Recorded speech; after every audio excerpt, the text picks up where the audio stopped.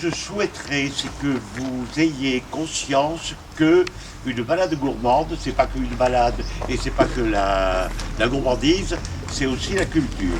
C'est-à-dire ce qu'il y a à voir, à comprendre et à répercuter à votre groupe. D'accord ?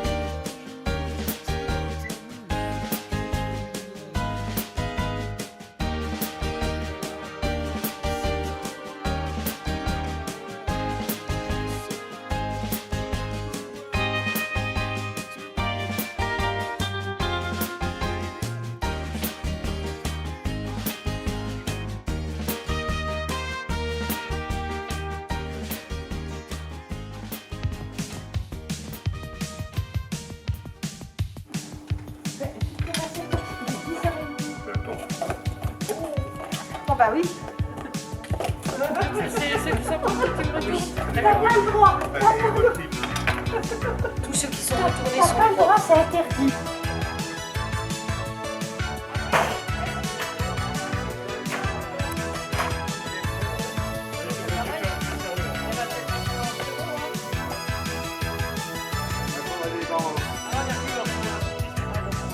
Là, il y a quelques chaises,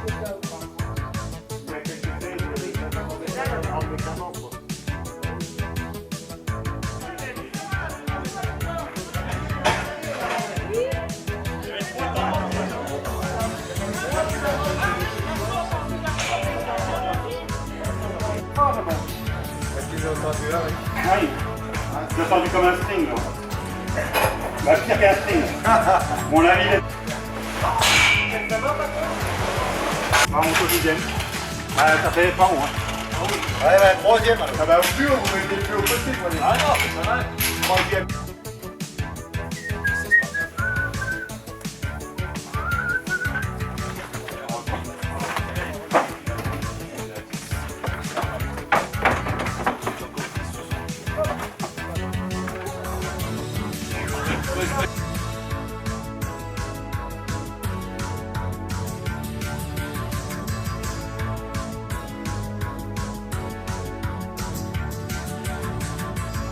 Les gens sont sympas, tout me paraît pour le mieux. Le temps sera juste couvert demain, pas de pluie, je crois pas.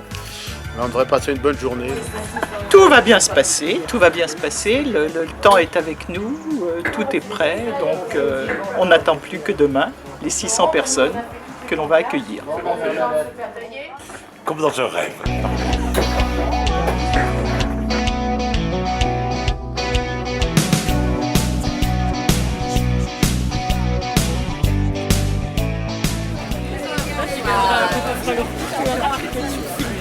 Tiens Françoise, t'as trouvé les chaussures? Non. En train de boire un calme aussi.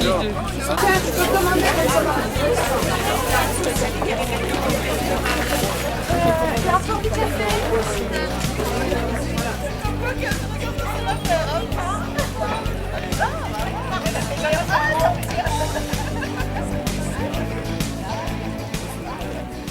foyers de la Vinjanne, mais aujourd'hui on va peut-être plutôt dire foyers de l'Aube. On vous dit un grand merci. Pourquoi l'Aube? Parce que l'Aube, ça va être votre amie pendant toute la matinée. Vous allez la traverser, l'accompagner, chanter avec elle, etc. Vous allez voir, la balade est sympa pour ceux qui vont arriver au bout. Ça va être vraiment sympa. Exceptionnel. Vous allez commencer par un écrin, finir par un écrin. Vous allez commencer par traverser l'abbaye et vous finirez par le château. Nous avons la chance d'être avoir en ce moment leurs heureux propriétaires. Jean-Claude d'un côté, Peter Charles de l'autre. Je vous demande de les applaudir et de les remercier. Et on va se permettre de citer Michel Audiard pour finir. Michel Audiard dit « Vaut mieux un con qui marche qu'un intellectuel qui pense, il va plus loin. » Vous vous mettez dans la catégorie que vous voulez. Bonne balade, bonne journée. Merci.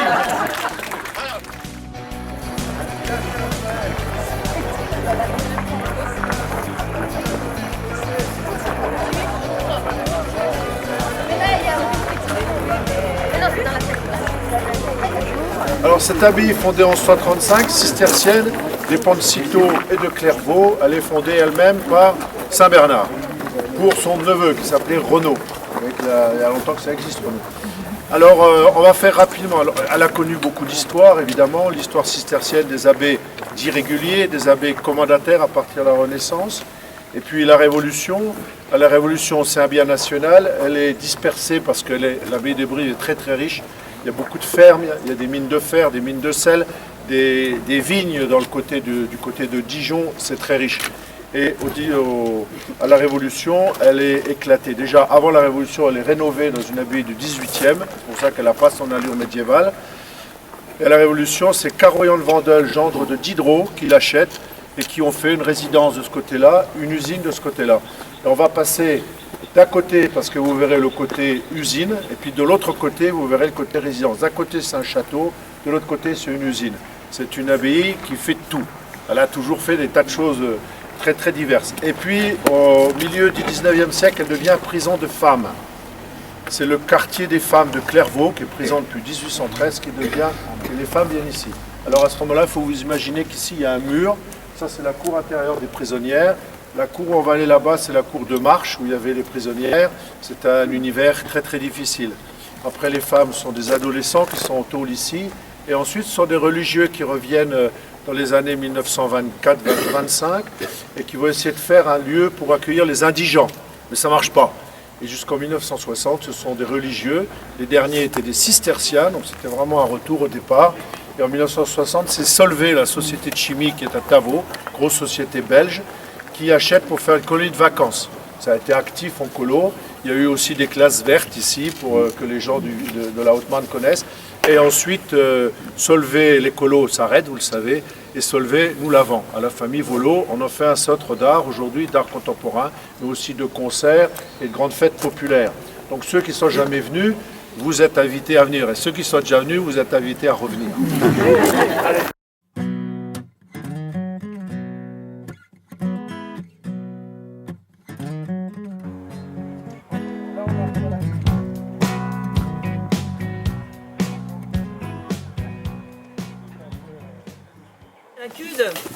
On avait Gérard.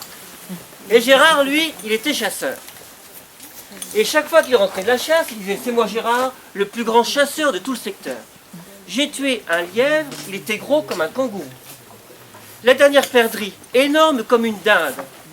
Et le dernier sanglier, pas loin d'être énorme comme un hippopotame. » Et Gérard, lui, c'est toujours lui qui en tué le plus, qui tuait les plus gros.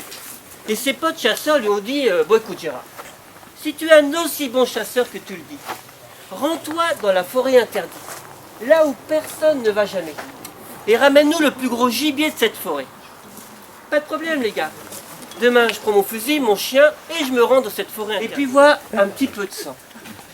Un petit peu plus loin, il retrouve la queue du chien, un bout de patte, puis un bout d'oreille, et un peu plus loin, le reste du chien qui a été dévoré par une bestiole pendant la nuit. Ouh là, il y a une bestiole qui rôde dans cette forêt, elle a bouffé mon chien, alors là je vais la retrouver. Si ça se trouve c'est un loup, là on nous dit que le loup est revenu en Haute-Marne, si ça se trouve c'est lui qui a... Alors là, si je tue le loup, le premier loup du coin, après avoir pris son petit déjeuner, Gérard parcourt la forêt toute la journée à la recherche de la bestiole à tuer. Il marche des heures et des heures et des heures. Mais il ne voit rien.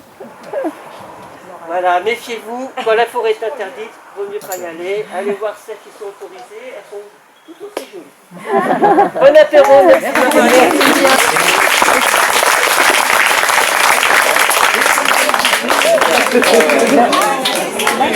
Je connais le quartier.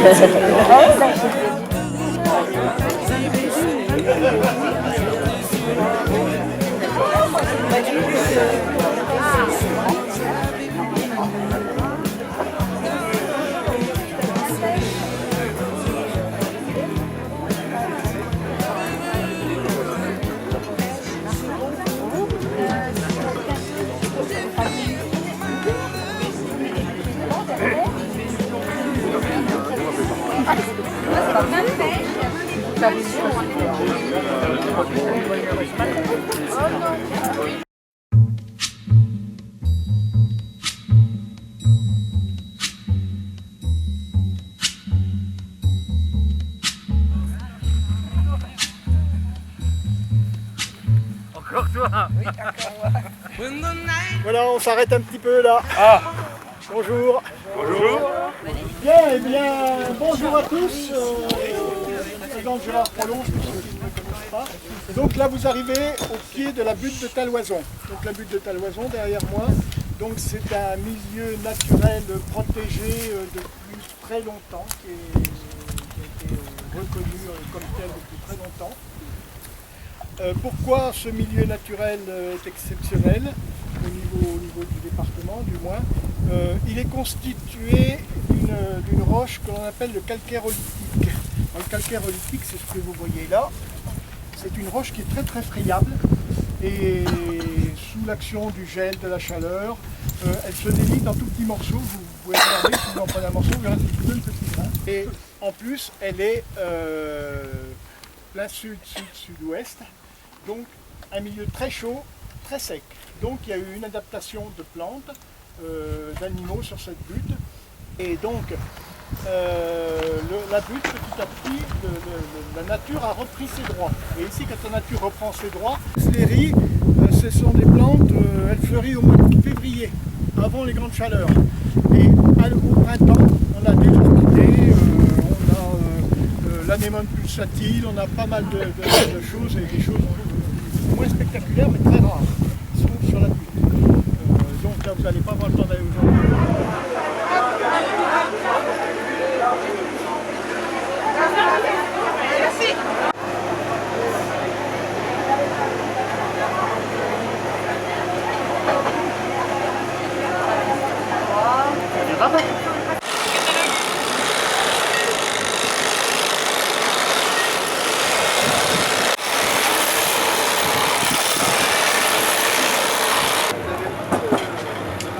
Pour l'efficacité, après qu'on compte combien de temps vous mettez pour... Voilà l'apéro les gars.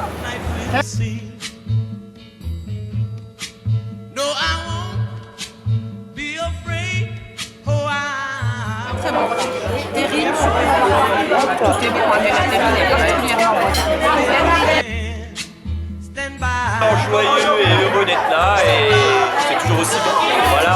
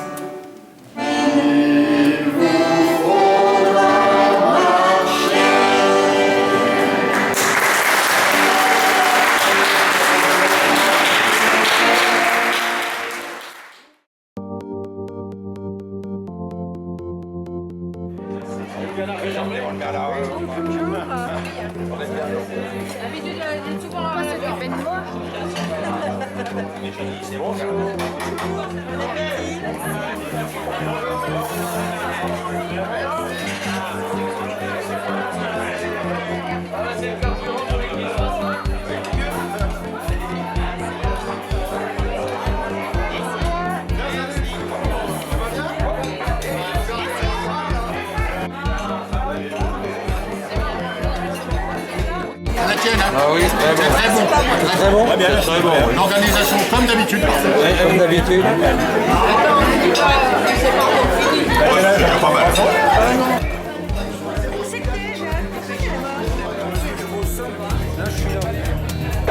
Ben, tout va bien. Cuisine succulente, cuisine intéressante. Merci.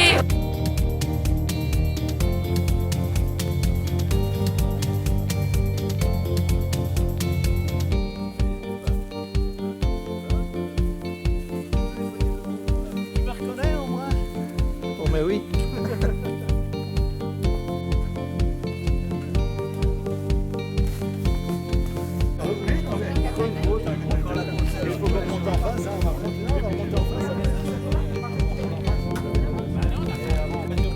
On descend là. Ah bon. Oui, venez en bas alors. Vous allez me récupérer là. Vous allez être surprise. Hein.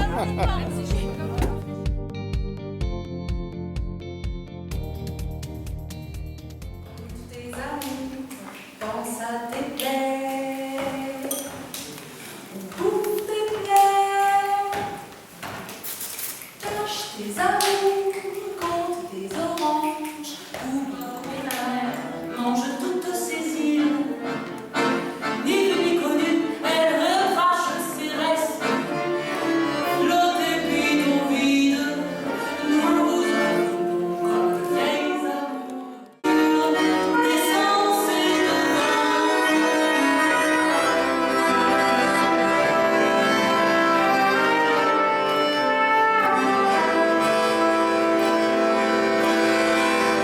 nous ne serons pas amers.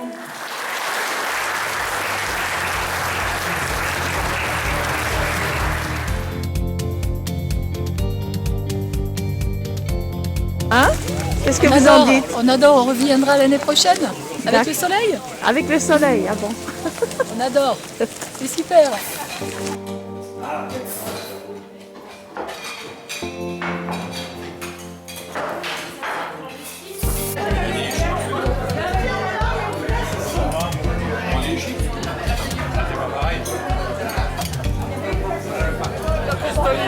Elle est bonne.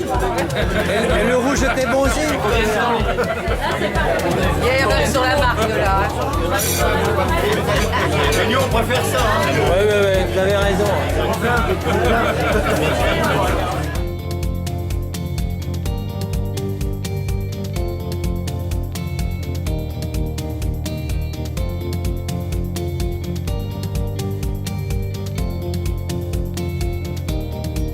Ça va David?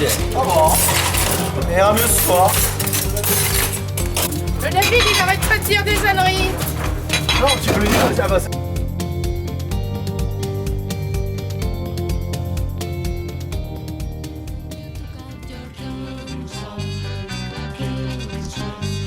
Ça va?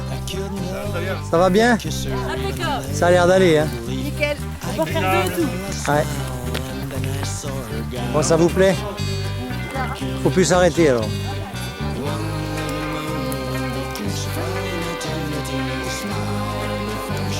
Alors, vos impressions? elles sont bonnes. Elles sont bonnes? Très bonnes.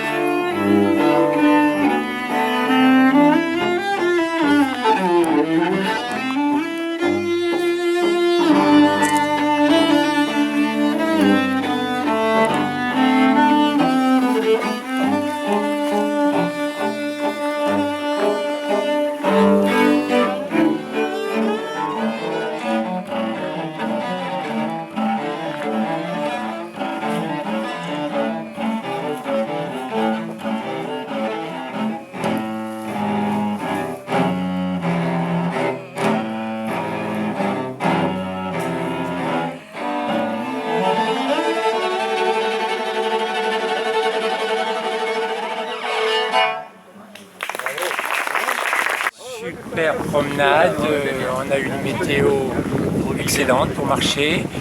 Les paysages avec un point de vue de hauteur sur les différents villages, Auberive, Rouelle, Bay, c'est pareil, c'est vraiment génial. Les chemins sont faciles, quelques montées un peu raides, mais enfin, il faut bien éliminer ce qu'on mange et ce qu'on boit. Et puis, c'est émouvant d'être accueilli aussi par des propriétaires qui ouvrent leur domaine privé, quoi. Hein. C'est quand même un don. Voilà, ce qui prouve que l'association qui fait ça et qui a demandé est prise au sérieux et le mérite. Voilà. J'écris ton nom sur mes refuges détruits, sur mes phrases. Tenez. 5 km. Ouais. Oh bah ça va, j'ai oh mais oui, ça. Ça, je ne sais pas comment ça fonctionne. Moi, je fais une partie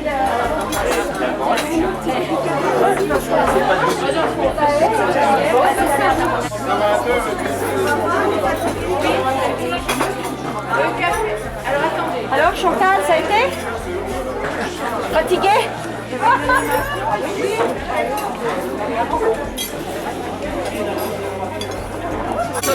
Ça va.